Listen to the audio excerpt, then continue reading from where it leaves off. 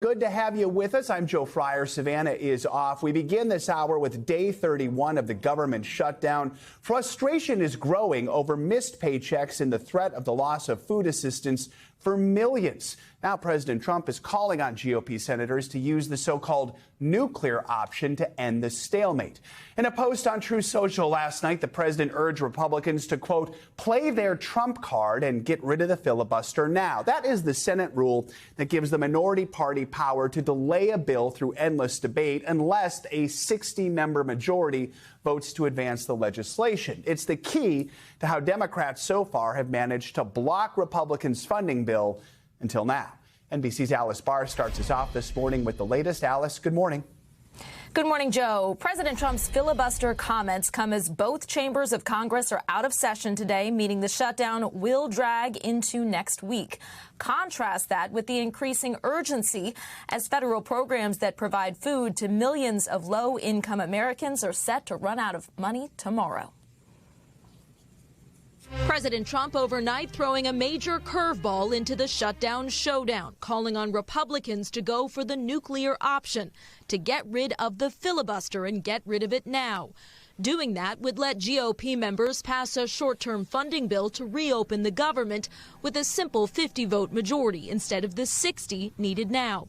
The Senate's top Republican has publicly opposed changing the filibuster, instead urging more Democrats to cross over and back the bill. We have a few already. We need 5 Democrats with a backbone. Democratic leadership holding firm on restoring health care provisions. The American people understand that there's a Republican health care crisis. That amid a deepening food insecurity crisis. The emergency response organization World Central Kitchen now in D.C. helping feed federal workers who are missing paychecks. I wish people in power understood that we are much closer to poverty than a lot of folks outside of D.C. Perhaps don't understand or don't know. And now SNAP food assistance is set to expire on Saturday, ripping a lifeline away from low-income Americans. Democrats pushing for a standalone bill using contingency funds to extend those benefits. No president has ever stopped these funds from flowing in a shutdown. Republicans rejecting blame, accusing Democrats of a political bid To insulate themselves from the consequences of their own actions. Now, as the consequences grow, one Republican senator proposing a constitutional amendment to stop lawmakers' pay while the shutdown drags on.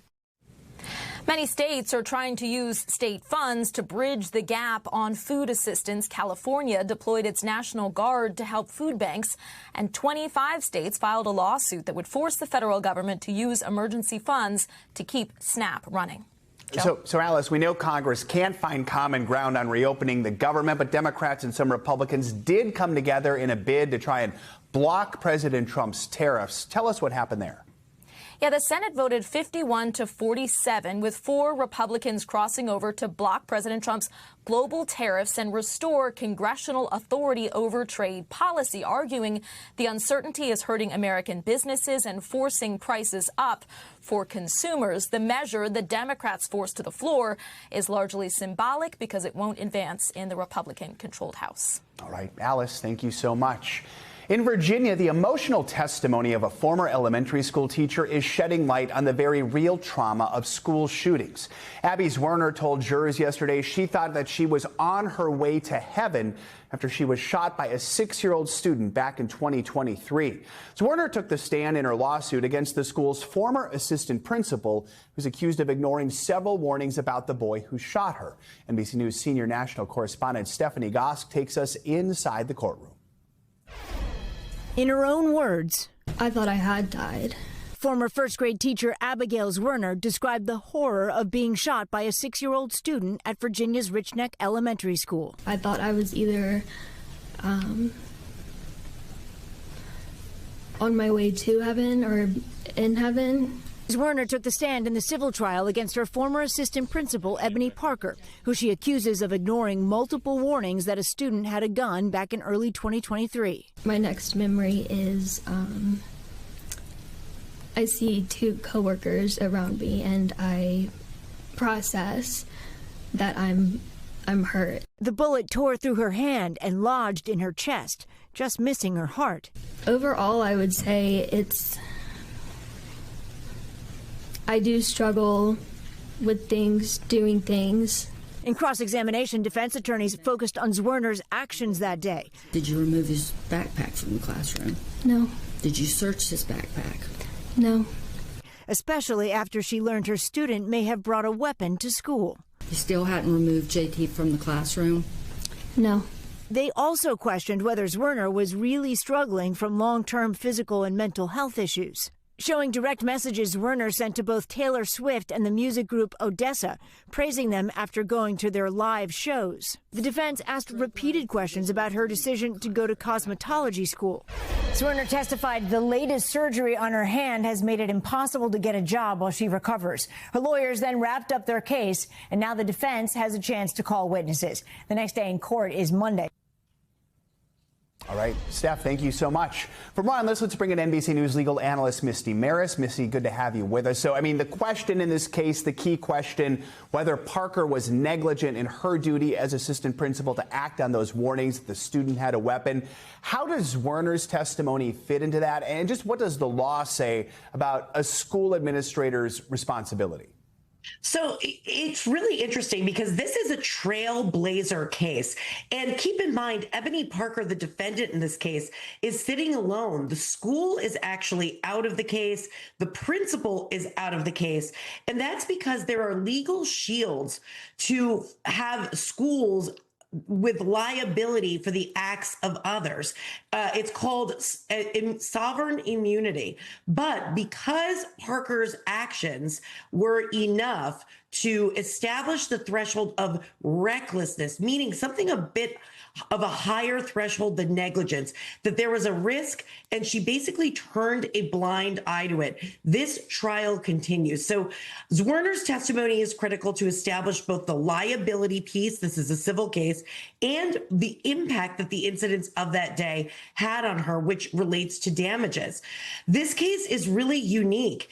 And there's a whole new set of case law that will be established by this case and others relating to who can be responsible in these instances of school shootings, and in this case, with a minor. So this is certainly one to watch, not just for the outcome in this particular instance, but for how it impacts cases in the future. I want to ask you about the cross-examination. It's one thing to question Zwerner's actions on that day, like did she remove the backpack?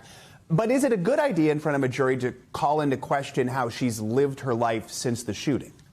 It can certainly be alienating to a jury to talk about this traumatic experience and from a cross-examination standpoint have to really hit on the impact that this particular instance has had on Zwerner in her life moving forward. It can be something that a jury looks at as being unsympathetic to the plight of this individual who very obviously went through a traumatic experience.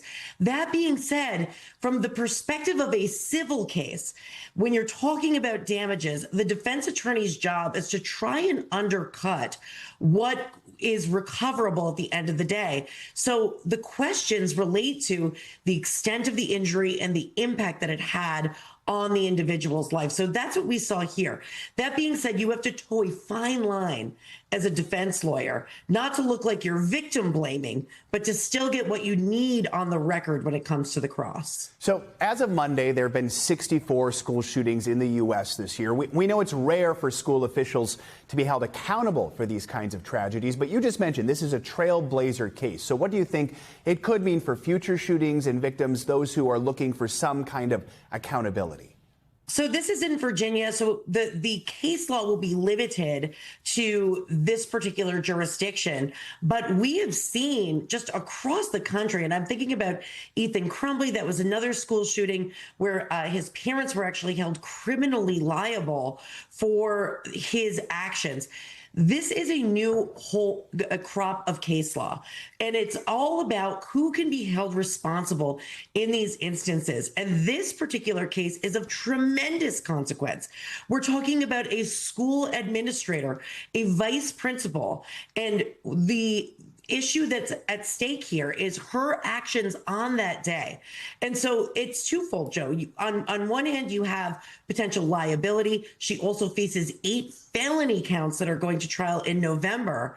And it's another aspect of it is what are schools going to do with respect to training and putting protocols in place to try and avoid these types of situations in the future. So that's why all eyes are on this case, not just from the legal perspective, but from the perspective of what can schools do better in order to mitigate the risk when it comes to these types of circumstances. All right, Misty Maris, good to have you with us this morning. Thank you.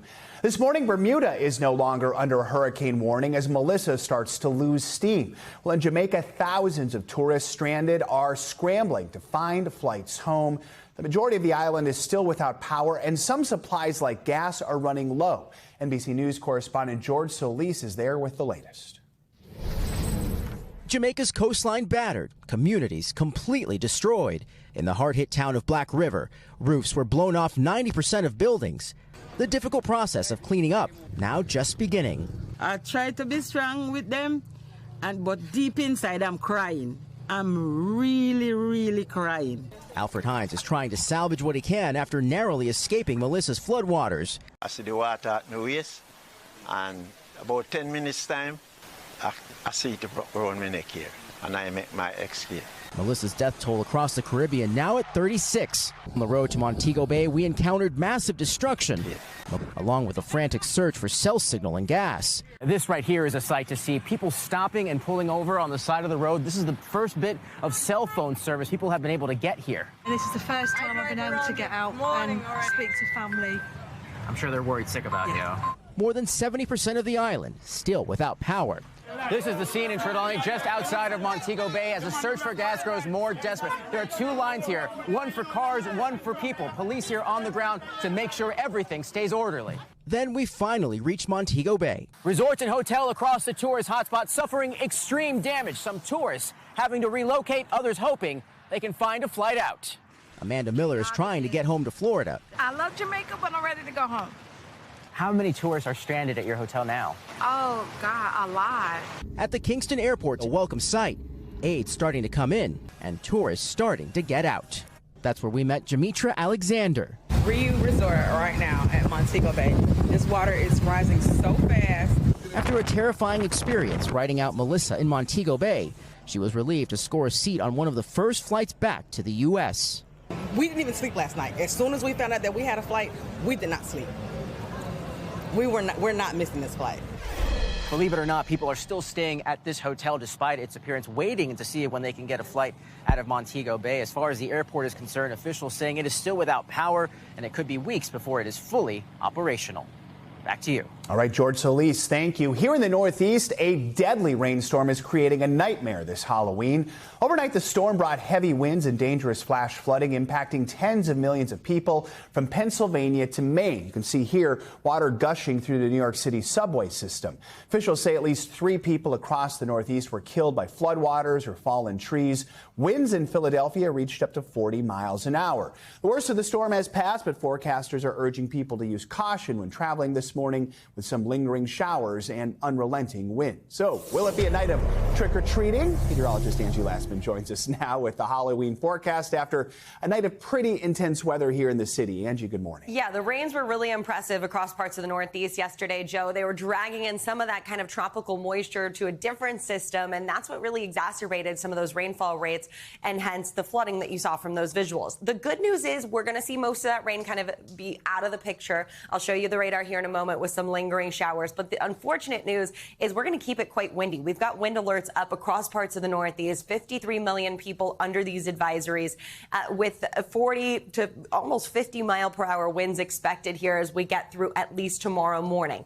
We'll see some cooler air kind of settling into, and of course, that's going to make it feel a little chillier when you add that wind to it. So heads up for that. Here's the remaining rain that we see. Most of it is going to continue to lift out of parts of New England and up into parts of Canada, but we could still still see some of these kind of lingering showers across this region here as the rest of the day goes on. There's the system that we've been tracking. There it goes here through the day today. Still some mountain snow that you'll watch as well, and those cold winds will stay with us across the Northeast for the extended period. So that does mean a bit of a wet forecast for trick-or-treating or for Halloween in general across this region. Buffalo, Syracuse, Burlington, all dealing with the rain. Much drier if you live anywhere from Boston to Washington, D.C. And temperatures will range from the 50s to the low 60s in those locations. We'll see a whole lot of sunshine here across those areas through the day today. The Midwest, pretty good as well. We've got some rain for Minneapolis, so unfortunately for folks there, you have to dodge some showers in the upper Midwest, but low 60s in St. Louis, mid 50s in Chicago, quite cloudy